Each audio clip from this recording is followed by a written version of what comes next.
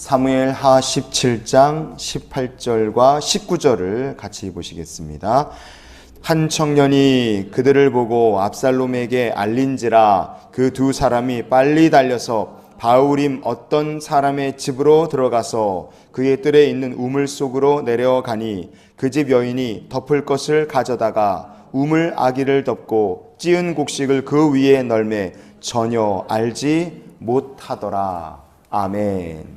다윗은요 도망자 신세가 됩니다. 그 이유는 우리가 다 알죠. 암논과 압살롬 첫째와 셋째 아들이 사고를 칠 때 다윗은 그 자녀들의 죄의 문제를 하나님 말씀 어긴 것 알았으나 그냥 얼렁뚱땅 이렇게 덮고 넘어가려고 했습니다. 그러다가 문제가 더 커져서 암논은 죽고 압살롬은 반란 일으키고 이렇게 일이 난리가 크게 터지고 만 거죠. 그 결과 죄를 어정쩡하게 덮고 해결하지 못한 그 결과로 다윗은 오늘날 압살롬을 피해서 도망을 치는 신세까지 되고 말았습니다. 압살롬의 반란이라는 것은 그래서 다윗의 죄에 대해서 무지했고 교만했고 어리석었고 하나님을 업신여긴 대가의 총체적인 결과가 바로 압살롬의 반란이었던 겁니다.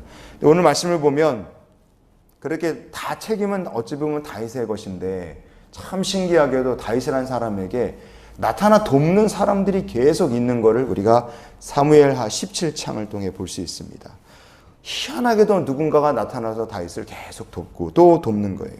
여러분이 누군가가 나타나 계속 다윗을 도왔다라는 것을 통해 우리에게 들려주시는 하나님의 은혜가 무엇이겠습니까? 그것은 바로 하나님께서 사랑하시는 사람, 하나님께서 소중히 여기시는 사람에게는 하나님께서 그 은혜로서 그 사람의 인생을 계속 끝까지 이끄신다 하는 것을 우리가 이 말씀을 통해 기억할 수 있기를 원합니다. 사무엘하 17장의 15절 말씀을 보면 하나님의 지혜로서 압살롬의 마음을 구워 삶았던 후세가 사독과 아비아달 두 제사장에게 이야기를 합니다. 사독과 아비아달 제사장의 아들이 있었는데 요나단이라는 사람과 아히마아스라는 사람이 또 위험을 감수하고 다윗을 돕기 위해 이들이 붙습니다. 하나님께서 보면 후세를 붙여주시고 사독과 아비아달을 붙여주시고 그 두 제사장의 아들들을 붙여주시는 것을 볼 수 있어요. 그런데 이 두 사람이 다윗을 돕기 위해 바후림이라는 곳에 왔을 때 어떤 일이 벌어졌냐? 한 여인이 이 사람을 돕습니다. 사무엘하 17장의 18절 19절을 보면요, 그 두 사람이 빨리 달려서 바후림 어떤 사람의 집에 들어가서 그의 뜰에 있는 우물 속으로 내려가니 그랬어요. 누군지도 알지 못하는 사람 집에 급하니까 그냥 무작정 들어간 겁니다. 근데 중요한 것은 19절 말씀에 그 집 여인이 덮을 것을 가져다가 우물 아기를 덮고 찌은 곡식을 그 위에 널매 전혀 알지 못하더라 그랬습니다. 어떤 상황과 비슷합니까? 이스라엘 백성들이 정탐꾼을 보냈을 때 하나님께서 두 정탐꾼들을 살리신 것처럼 이번에 이 두 젊은 제사장을 하나님께서 다윗을 돕기 위해서 이들을 도우시고 살려주신 겁니다. 여러분, 그곳이 어디였습니까? 바후림이에요. 하나님께서 다윗의 죄를 책망하셨던 곳 중에 하나가 바후림입니다. 그 바후림에서 심의의 저주를 들으며 다윗이 하나님의 책망과 자신의 죄를 인정하고 회개했던 그곳에서 하나님께서는 다윗이 이렇게 놀라운 도우심을 받을 수 있도록 이렇게 은혜를 베풀어 주셨어요.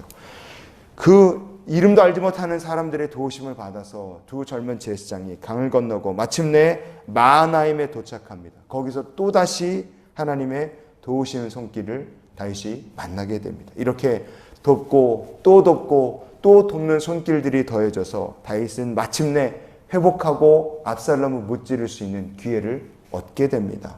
다윗의 곁에 하나님께서 계속 도우신 손길들을 붙여주신 거예요. 왜냐? 아무리 다윗이 죄졌고 죄의 결과로 지금 도망가는 처지에 있지만 다윗은 어떤 사람이냐? 바로 하나님께서 너무나 사랑하시는 기름 부어 세우신 주님의 백성이기 때문에 그렇습니다. 하나님께서 우리들의 삶 속에도 그렇게 책망을 하시지만 그와 동시에 다윗을 도우셨던 것처럼 우리를 도우시는 은혜를 우리가 또한 누리게 될 줄 믿습니다. 그러니 언제나 환난과 시험 가운데서 고난 가운데서도 다윗을 계속 돕는 손길을 붙여주신 것처럼 우리를 도우실 하나님의 은혜가 있음을 기억하시는 주님의 백성들이 되시기를 바랍니다.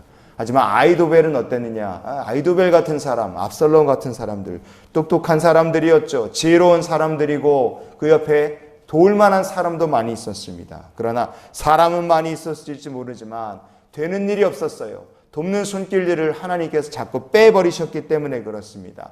사람의 지혜, 계략이 탁월하지만 그게 안 되도록 하나님께서 계속 막으셨기 때문에 그렇습니다. 결국에 아이도벨이란 사람은 이거 다윗과 함께 사람들이 요단을 건너서 완전히 도망갔구나, 이제 못 잡는구나, 그 사실을 깨닫게 됐을 때 아이도벨은 절망하여 스스로 죽고 생을 마감하고 맙니다. 여러분, 하나님께서 도우시는 사람은 때를 따라 돕는 은혜를 더하실 것이고, 하나님을 대적하고 하나님의 원수로 지내는 사람은 돕는 손길이 나타나는 것이 아니라 하나님의 손이 나타나 막으시는 역사를 우리가 보게 될 줄 믿습니다. 그래서 우리가 이런 기도로 오늘 하루의 삶을 함께 살 수 있었으면 좋겠어요. 하나님, 오늘도 우리에게 하나님의 도우시는 손길과 은혜를 더하여 주시옵소서. 하나님께서 다윗에게 돕는 손길을 계속 더하여 주셨던 것처럼 저와 여러분의 삶 속에도 성도들의 경영한 일들과 이 귀한 교회 위에도 하나님께서 우리의 삶을 도우시는 손길로, 은혜로 오늘도 채워주실 줄 믿습니다. 주님의 도우심을 힘입어 환난과 시험 가운데서 다시 회복됐던 다윗의 삶처럼 오늘도 우리를 도우시는 하나님의 손이 함께 하시는 귀한 주의 백성들이 되시기를 예수님의 이름으로 축원을 드립니다.